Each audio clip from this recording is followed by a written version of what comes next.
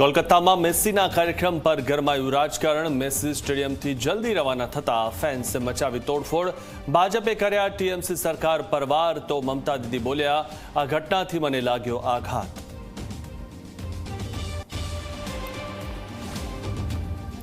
રાજકોટના સાંઢવાયા ગામમાં 90થી વધુ ગાયોના મોત। ગૌશાળામાં રખાયેલી ગાયોના મોતથી ચકચાર। ફૂડ પોઈઝનિંગના કારણે મોત થયા હોવાની આશંકા। તપાસ બાદ સામે આવશે મોતનું સાચું કારણ।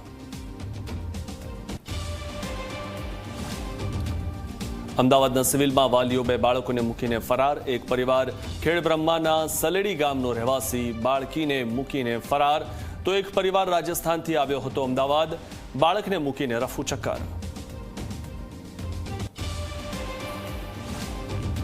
મહેસાણાના દંપતીનું લિબિયામાં અપહરણ થતા પરિવારે સીએમઓમાં કરી રજૂઆત। દંપતીને જલ્દીમાં જલ્દી છોડાવવા માટે માંગ કરી। લિબિયામાં બંધક બનાવીને માગી છે 2 કરોડની ખંડણી। સુરતના લાખ ગામનો સરકારી શિક્ષક 5 દિવસના રિમાન્ડ પર। શિક્ષક આદિવાસી યુવતીઓનું કરાવતો હતો ધર્મ પરિવર્તન। જંગલની જમીનમાં ચર્ચ બનાવવાનો પણ શિક્ષક પર આરોપ। પંજાબ કોંગ્રેસ બાદ હવે ભાજપમાં પણ સામે આવ્યો વિખવાદ। કેપ્ટન અમરિંદર બોલ્યા, મારી કોઈ સલાહ નથી લેતું, બધા નિર્ણય દિલ્હીથી થાય છે। જો કે કોંગ્રેસમાં પરત ફરવાથી તેમણે કર્યો સ્પષ્ટ ઇનકાર।